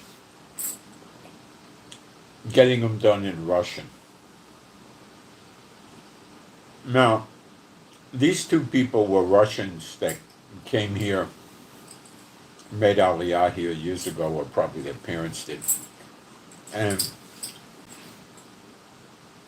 they knew English, but were they mother tongue English? No, they were probably way, way from mother tongue fluent. So they couldn't understand the English that well, but they'd understand the Russian. They were mother tongue Russian. So make a long story short, he was going to feed them so many videos a month, which was probably one a week, maybe two. And they were going to make the video into Russian. And I guess just give it to him from there, and he did what he wanted with it, right? Well, I heard him negotiating with them. This is about 5 years ago, maybe 6 or something. Probably 6. He was negotiating with them at $3,000 a month. He says, fine, I'll give you $3,000 a month. They said, great.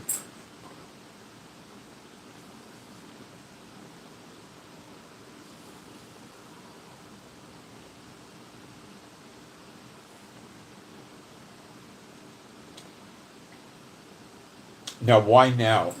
Because this just recently opened up. I just found out about it. Just in the last few days did I start getting Google's artificial intelligence coming up with searches. And they do very good searches. Like if you want to ask, to say, I have a pickup truck, what's the best tires to use for snow and ice? You'll get some really intelligent answers from there, based on consumer product review sites predominantly.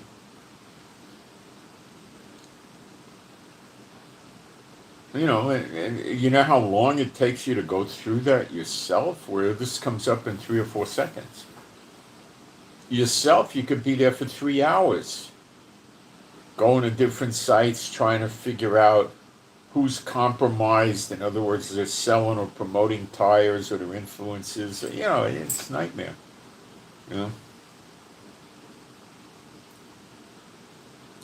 So, I was using AI to learn more about the Chinese goods, how they actually can make really good products when they want to, at a tremendously reduced price. But, there's a lot of things that they don't do, like, but actually they do. They make cars. I don't know how good they are. I think they were selling some of the Chinese cars in Israel. I'm not sure if it still goes on. We bought buses.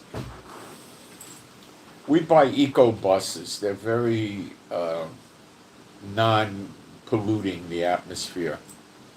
And I understand we bought fleets of them from China, and the problem is they have very high maintenance. But they're nice buses. We used to buy Mercedes and Volvo buses.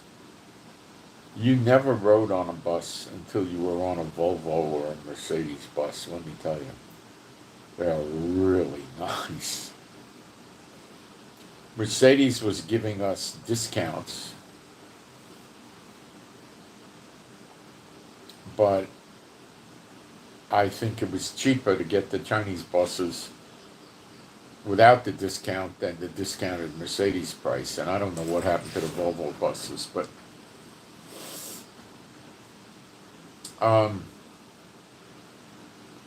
appliances, Israel is full of appliances coming from China. Like what? Well, air conditioners, which are usually pretty darn good. They're real good, actually. And, I don't want to get into consumer conversations. Okay, let's get back.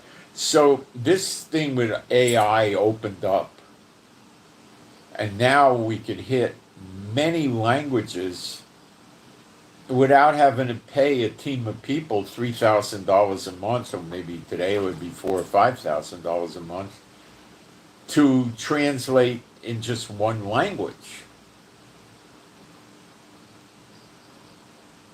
If somebody speaks 4 languages, it would be dumb to hire them to put it in 3 different languages, because the only language, when you're dealing with somebody with 2 languages, one is their mother tongue and the other one they're good at, probably because their parents spoke it, stuff like that, right? Like with Yiddish, I grew up, Yiddish was spoken in the house all the time, in the streets, in the stores. And I understand the meaning of the Yiddish words, and I see people try to use them and they don't know what the words really mean, because I was around for years and years and years, the words being used in context from people that were fluent in Yiddish, But Yiddish is sort of like a dead language, so there's no point in chasing Yiddish. But if you're talking about um, somebody that grew up in France and they know French, and the parents knew English as well, and they went to school and did English, well, then they could, they'll know English, but they're not going to they're not going to know the precise word or something like that. See, AI is going to do a better job. So you can't, if they're going to come to you and say, well, I'm mother tongue French and I know English, I know German, and I know Russian. Well, the level they know those other 3 languages is not going to be fluency unless they're some sort of super genius. So they're going to have even a more diminished knowledge of those languages. So you don't want to do that. So, what you can do so much now. You see, we use the internet. Now, before the internet days, how would you teach scripture? Well, you had to gather people together physically. See? So we're just taking an extension of what we're doing, spreading the gospel on the internet. Now we're using it with AI. So don't run scared that AI is of the demons and it's going to take over the world. Everything's of the demons. Look, when the internet started, I remember I was on the internet when the websites were black and white. Look it up. They used to be black and white. In the mid-90s, they were black and white only. You can check it out. And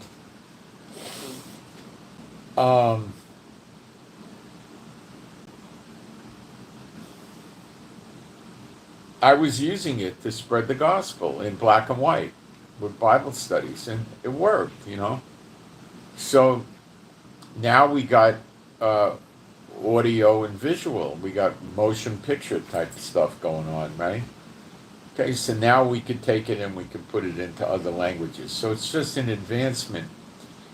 I demonstrated yesterday trying to do interpretation of Bible and Bible prophecy, understanding using AI is idiotic because it's garbage in, garbage out. The AI is going to scan the websites that explain the prophecy, and they're going to give you the 4 or 5 different theories for what the prophecy means, not able to explain to you which one is more valid than the other, and not having the true interpretation of the prophecy because the people on the internet don't have it. Now, listen hard. If I get 5 or 6 of you that are distributing this stuff in your own different accounts, in different languages and stuff like that, you could also distribute it in English. Why the heck not? It'll get more coverage. Distribute it in English too. Why not? It's going to start getting, listen to me, it's going to start getting picked up by the artificial intelligence. So when people want to know the true meaning of Zechariah 12 or Malachi 3 and 4 or something like that, or when is the rapture, they're going to get the real meaning. They're going to get the real interpretation. So the AI will start including it in the results, and then people will scratch their heads and say, gee, I never heard this theory before. You getting my drift here? So don't run around, away from this and saying, "Oh, AI is gonna," you know. Look, I think when we hit redemption, we're not going to be living our lives in a virtual life anymore. I think it's going to be like when I grew up. Okay, you had friends in the flesh. You didn't have virtual friends. Okay, you didn't have online gambling. You didn't have online dating. You didn't have online porn. You didn't have online this, online that. You wanted to go shopping, you got on the bus, the subway, or the car, or whatever, and you went to the stores and you went shopping. Okay? You wanted to play with your friends, you went to their house, they came to your house. If the weather was good, you played outside. If the weather was bad, you played in the house. Board games, cards, stuff like that. We had TV in my generation. It was probably the first generation with TV. That'll go away. TV is what dumbed down the Americans. I think the reason the Americans did so good in World War II is they weren't dumbed down yet.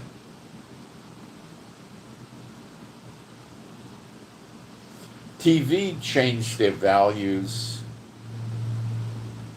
and dumbed them down. Combine that with the internet, and they really dumbed down. They don't read the Bible, they don't, they're dumbed down. Now, the internet's also good if you want information for a natural remedy for something. You can look it up on the internet. You want to know what supplements are good for something, look it up on the internet. You do pretty good with that. If you want to go to AI and you put in this, you say, what affordable running shoes made in China are good? Or you could say for someone who pronates or doesn't pronate, or someone who's heavy or someone who's light.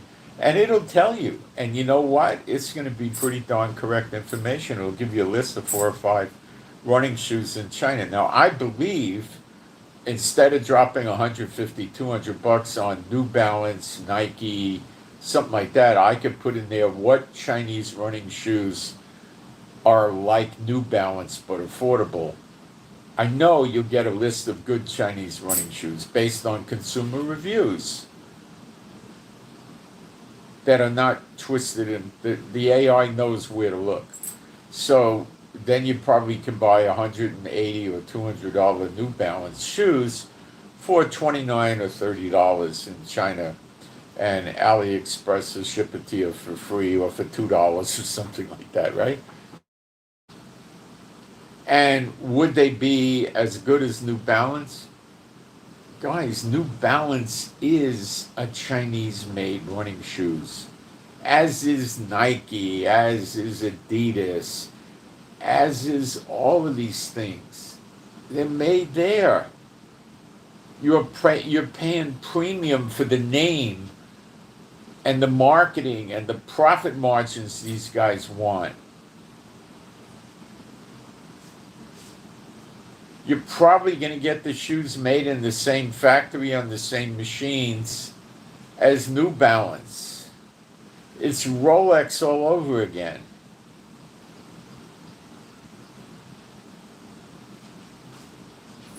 You could get yourself a watch that's going to look like a Rolex Submariner, which is probably in stainless steel,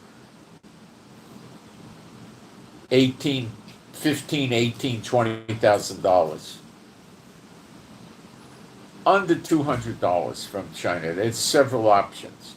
You might get it for $100, $130. It's going to be just as accurate as a Rolex. It's going to have the same type of steel Patek Philippe and Rolex used to have, the great steel. It's going to be slightly 10% deficient in fine detail. If you want to bump it up to $350, $400 instead of $18,000, it'll have all the fine deal rotate.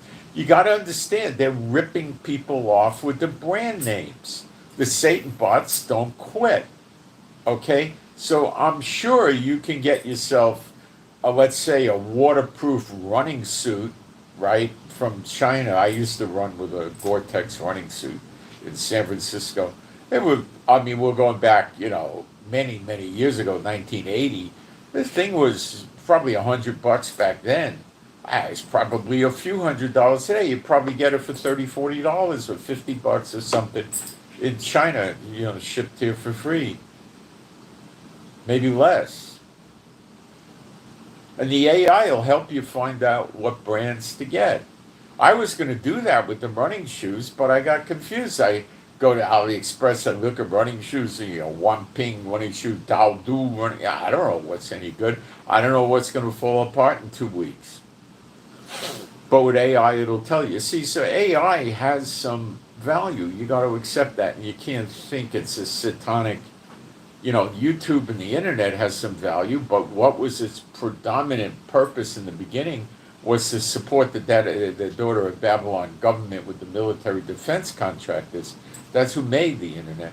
And then it came out, what was it predominantly for? Gambling and porn and perversion. That was the big things. Then it was copyright violation, on down the line. And then people started using it to promote their business, and they shut that down because the Satanists want to control all the business. They want us poor. Okay? Now, that brings me, so let me see if I got anything going on in the live stream that I need to deal with, and then I want to go do another subject with you.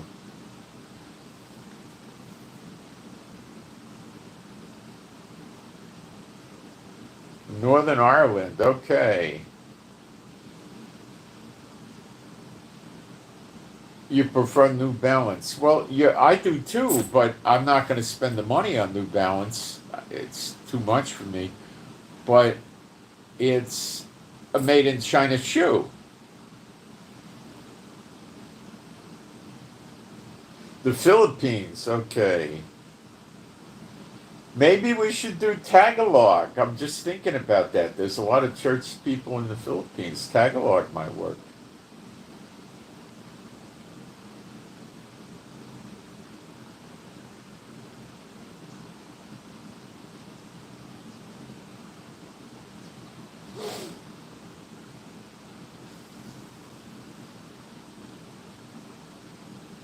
Remember when Trump was pro lockdown? And yeah, I do. I also remember Trump promising everybody that he was going to get rid of Obamacare, and he never did. And now he's in his second term. Is he getting rid of that horrible Obamacare? No, he doesn't even talk about it. Remember, he talked about auditing the Federal Reserve Bank. Did that ever happen? No. He called yesterday for the Federal Reserve chairman, his name is Powell, to resign. Now, can Trump fire him? The Supreme Court hinted to Trump no. Why? This is the most corrupt thing in the United States. The Federal Reserve Bank is a private institution. Do you know they have their own federal police department? Yep, they do. Just like the railroads have their own police department. The Federal Reserve Bank has that too. That's how corrupt corruption is. America Online, years ago when the internet was young, wanted to have their own police. Nobody let them have it. Okay, so, if they did, eBay'd have police, PayPal have police, AOL, Facebook, imagine, knock, knock, who is it? Facebook police, lay down on the floor, spread your legs, spread your hands, Yeah, just what you need, right? Okay, so moving along. They are private. The owners of the Federal Reserve today are anonymous. You're not allowed to know who they are. I'm sure Trump knows who they are, but you're not allowed to know who they are. Maybe Trump doesn't know. I don't know. Maybe he does. I think he does. But they don't pay any taxes on the income. So when the federal government wants money, it goes to the Federal Reserve, say, I want $1 billion. They just type in the computer $1 billion, and they give it to the federal government, who then takes the paper money at their own expense and pays the interest on this money to the Federal Reserve Bank, which is private, and that profit goes to the trillionaires that own the bank. There's about 12 of them that are on the board of directors. Powell's not an owner, he's an employee. Yeah, they might pay him $200,000, $300,000, $400,000 a year. These other characters are probably making $200 million a month. Really? Or $100 million or $50 million a month. They got more money than they know what to do. They can go out and buy, 350-foot yachts and 747 airplanes whenever they want to buy one. Write a check, They don't need an American Express black card. They probably own American Express. All right, so they probably have their own bank. Small bank, unknown investment bank, or some kind of bank that's real quiet. Nobody knows about it. If you want to open your own account, you need $5 million for a new account or something like that, right? So they don't even pay tax. They're tax exempt on the profits they make. The most corrupt started in 1913, completely unconstitutional. Trump wants to get rid of them, but if he fires Powell, Powell will ignore him, because it doesn't appear that Trump has the right to fire him, because the guy is not a federal employee. He doesn't work for the U.S. government. The Federal Reserve Bank is a private entity. It's not the government. How could he? It's like Trump saying to the president of Ford Motor Company, "You're fired." The guy said, "What? Get lost." Now, could Trump get him arrested? Yeah.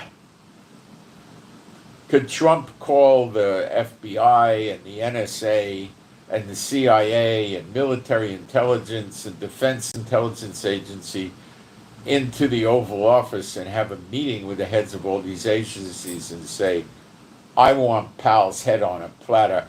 You guys find a way to arrest him. That's what I'm tasking you with. I want it as soon as possible. Thank you.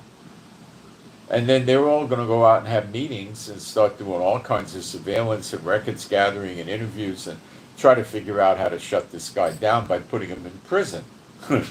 Now, Trump would probably never put him in prison. He'd probably confront him with the evidence and say, resign. Then the guy may not. I don't know. Trump wants to get rid of him. What Trump wants to do is create a digital currency. Now, I told you that what Trump wants to do is run the value of gold up, and he's probably waiting for the time to be right. So he wants to make a digital currency instead of the paper money. Everybody will have a digital, though. You'll get a card based on your social security number from the government, and they'll get rid of cash, and they'll be able to tax everybody. But at the same time, Trump wants to eliminate the income taxes for most or all people, so that people aren't going to give a hoot about the digital currency because there's more IRS. So they'll say, yeah, that's a great idea, and now they can make money out of thin air again, but they don't have a national debt to pay the Federal Reserve Bank. You understand the difference? Kennedy tried this, making notes that were not Federal Reserve notes. They were making notes, United States notes, and they weren't paying interest to the federal government. He just started printing these, and then he got killed. These are the richest and most powerful people in the world. They probably dwarf the Queen of England, well, the King of England, and his wealth, or maybe they're at a tie with that one. Maybe, but probably exceeded. So no IRS, and people say, great. And then Trump gets rid of the Fed. But how does he knock him down in the meantime. So that might be why he didn't audit the Federal Reserve Bank yet. He's saving that, and he's going to want to run the value of gold up so he could back this new digital currency with gold reserves, which would make the dollar much stronger than it is now, backed by nothing but hot air. Prophetically, time isn't going to allow for this, but that's what I expect his plans really are. So yesterday I said, okay, we should stand in the gap. Maybe that's something we were doing wrong. I think the Lord got upset with me. This is what I think. I think his timing is his timing. And he's going to do it when he's going to do it, in the way he wants to do it. And it's been prophesied, and we're not going to know the day of the hour. We're not going to have it down. We can pick up sequencing and, lots of things we could glean from this, but we're not going to get anything. And we just have to sit tight and wait on him. Those that wait on the Lord shall not be disappointed. And we just got to wait for it to happen, however long it may take. And saying we did something wrong was probably correct, but the something wrong was more likely me trying to rally us together to accelerate this. I don't think it's dragging out because it's something we did wrong. We as believers don't fulfill prophecy, he does, in the way of his choosing and the timing of his choosing and so forth. It's not on us to fulfill prophecy. It's on us to be righteous and walk right and do the right things and all that, but we're not at the absolute prophecy fulfillers, okay? So there's nothing wrong with praying and standing in the gap. God's not going to punish us for that. The point where I think I went off was we should not try to modify his timing. He knows what he's doing better than we'll ever know. And, we're not even 1% as smart as him. I would say his wisdom and intelligence is infinite. It can't be measured. It has no limit. So we can't even understand how smart he is. Okay? You really can't. I don't see how. Now, when we get into a spiritual body in heaven, and so maybe we'll know. Be another ball game. Maybe even when we get redemption, we'll know more. But it's really difficult to understand it. We don't really have a grasp of it.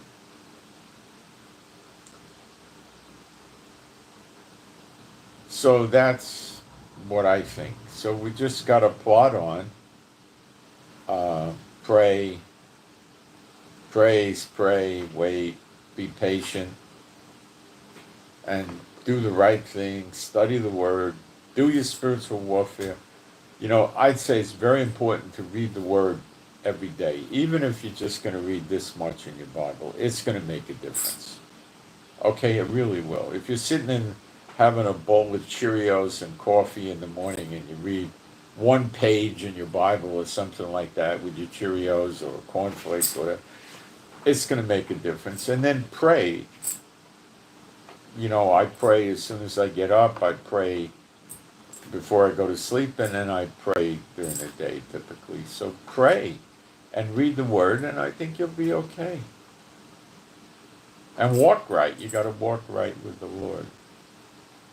Now, I said to you the other day, there's addictions. Now, a true addiction is you're shooting heroin, you're drunk, you're drinking alcohol, okay? Now, these things have some physical ramifications to them, where your body actually starts to crave these things, which is basically going to be drugs and alcohol, but it could also be food, high caloric, high glycemic index, sugary junk food that causes diabetes and other problems. You got to stay away from it. You know, I had my wife buy me a container. It's about this big of Haagen-Dazs. I had the container 2 or 3 days. I had 2 tablespoons of the ice cream so far, maybe 3, probably less. That'll last me for weeks. It's just every now and then I'll have a tablespoon or two and then I quit. You know, that's not going to be bad. Now you sit there and eat a half a container of Haagen-Dazs. That's really bad. You're saturating your body with junk food that it shouldn't be saturated with. Okay, it's not a good thing. Okay, it's not a good thing. Can you be addicted to coffee? Nah, yeah, but it's such a light addiction. You know, look, if you're drinking 5 or 6 cups of coffee, I don't think it's the greatest thing for you. You're going to make yourself nervous and stuff like that. You know, you got to keep your coffee down in moderation, I guess. One way to cut down on your coffee, if you want, without cutting down on your coffee, is get freeze-dried instant coffee. That's what I use. The caffeine in there is about half.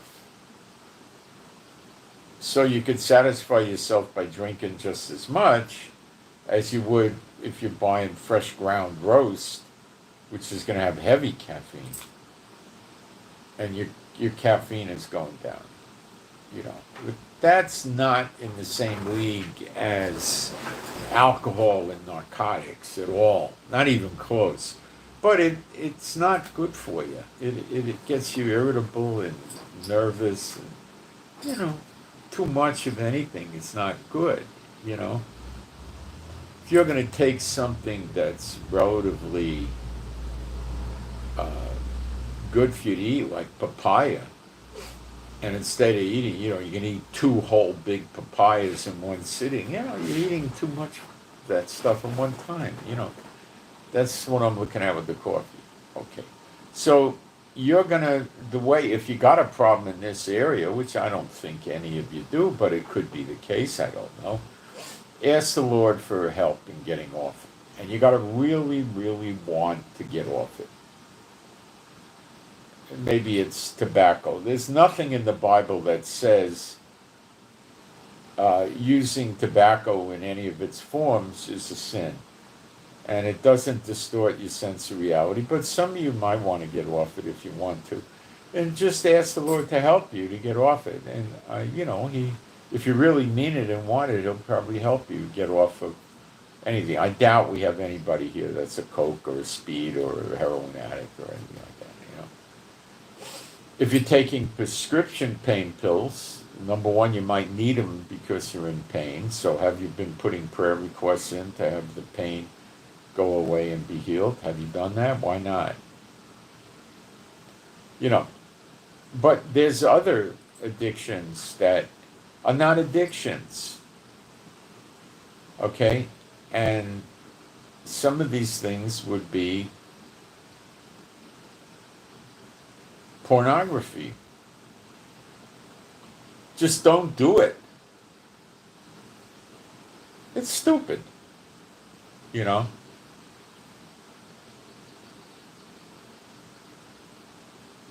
I mean, when I was in the world and I didn't know the Lord, there were people I knew that were into pornography, and yeah, it's a waste of time pretty much. I didn't care for it much, you know. But people get involved with that on the internet because it's more enhanced than it used to be pre-internet. So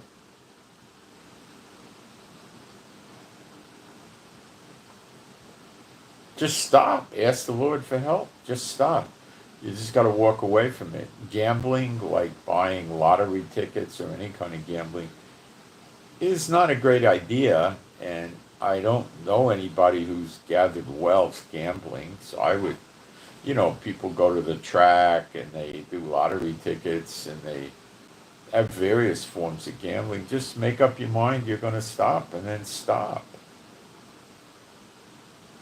You know, there's no physiology involved. Your body is not going to go into withdrawal like it would from going off of alcohol or going off of oxycodone or something, you know? You just got to stop. Ask the Lord to help you, and be sincere when you ask Him. And I think He will help you. What are some other things that you got to watch out for? Strife. That's in Galatians 5:19-21. I think it says strife and wrath. So if you're yelling and screaming at your family, that's strife and wrath. You can't do that. That's sin. You got to stop it. Extortion. That's threatening, like saying, if you don't cut this out, I'm going to divorce you and throw you out in the street with the kids. You see, that's extortion. You can't do that either. That's something else that goes on that you can't have.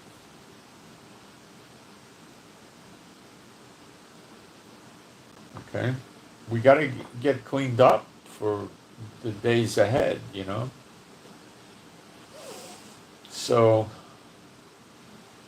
I hope we can raise a bunch of people that have the skill set, the wherewithal, and we'll be able to help with this AI language transfer thing. And I hope we can help a lot of people around the world with it.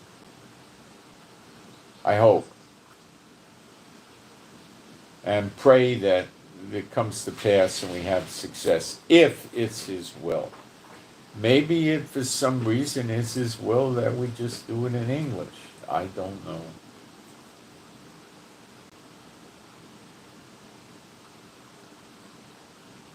But pray that if it's His will, it be successful and we get enough people to do it. Let me see what is going on in the chat here.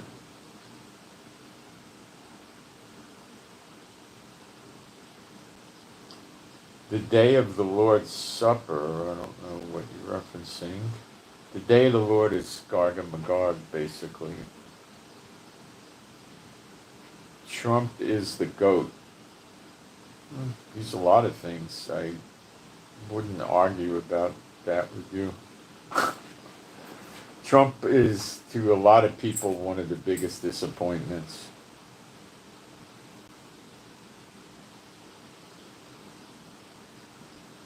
Woodrow Wilson campaign was funded by the organization. Make America Great Again. Make Israel Great Again.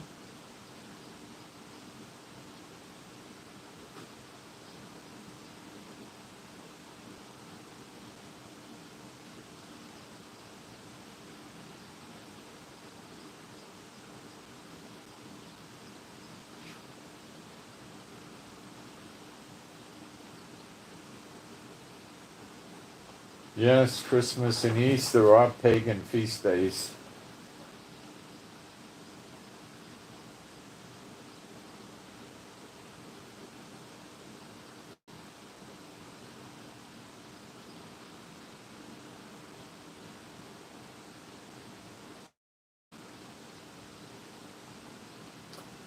Why they ingrate themselves? Oh, they're deceived.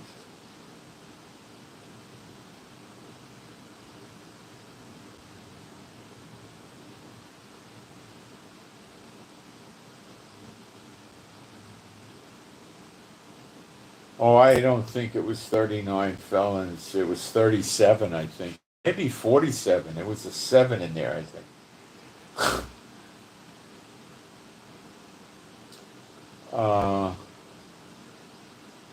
I'm not so sure Trump wasn't railroaded, and I don't think he maybe really doesn't belong in prison. I don't know if he belongs in prison or not. I wouldn't want to answer that, but he sure is a disappointment as president.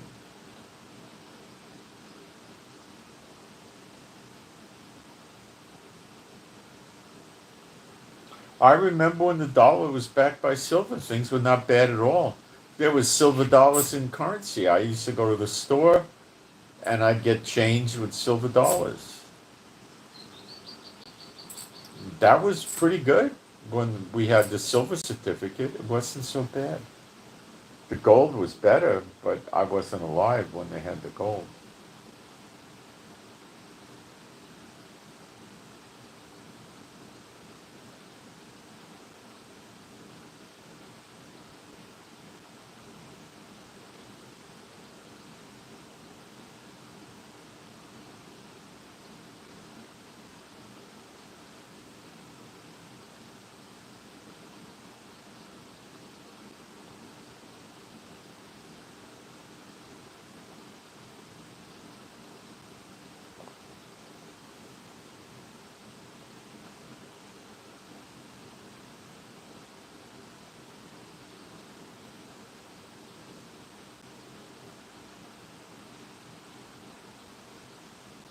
I prefer MIGA, make Israel great again.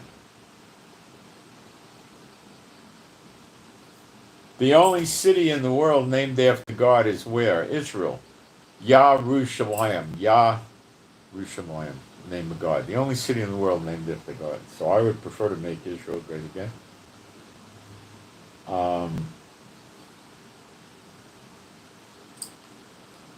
Washington, D.C. is District of Columbia. Columbia is that motion picture icon of the Statue of Liberty. That's who Columbia is, and that's what Washington, D.C. is named after. Some demonic idol. That's the reality. Okay, so I'm Moshe. Please pray for me and my wife. My wife's having a rough time with her recovery, so she's trying to do something with the cryo, and it's knocking the daylights out of her to travel 2 hours each way to get the cryo chamber. So we're looking at buying a used machine, and they sell these machines in Europe and Asia, and Ukraine makes them. I think they might make them in Israel even. I don't know, but they're very expensive. So we're trying to get a used one or something. So pray that she gets a good resolution in this cryo therapy. It really works well on her. It really does. And without it, she does very poorly. So it's a quality of life thing. So please pray for her to get a good solution for that. And pray for me and my wife to have peace, safety, protection, healing. You could also pray for her to just get healed. The heck with the machine. If she gets healed, she'll need the machine. I don't need the machine, you know. But I do use the red light therapy every day, or almost every day, and that works quite well. Pray for the peace of Yerushalayim. Pray for our birds and dogs to be happy, healthy, and whole, and safe and secure. They're all rescues. Pray for better videos, that I get more insights. And I'm trying to deal with the government of Israel, some harassment they're bothering me with. And they're not responding to me, so pray I get some good results dealing with the government of Israel easily. And pray for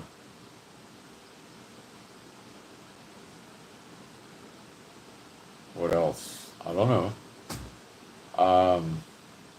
Pray for our finances. We could always use help like that. And I send my shalom to all those who love Yeshua HaMashiach. How much? Oh, the machines are terribly expensive, guys. They're $40,000-$50,000 new. I don't know what they'll cost used. I have no idea. But some of these companies lease them out. So we believe that they come back after lease, and they might be somewhat cheaper, maybe. I don't know. They're horribly expensive. They look like a shower stall area, like they're round, and you stand in it. And you're only in it for 3 minutes, and it brings the air down to minus 300 degrees Fahrenheit for 3 minutes, and it has such a fantastic effect on her. She's like a different person.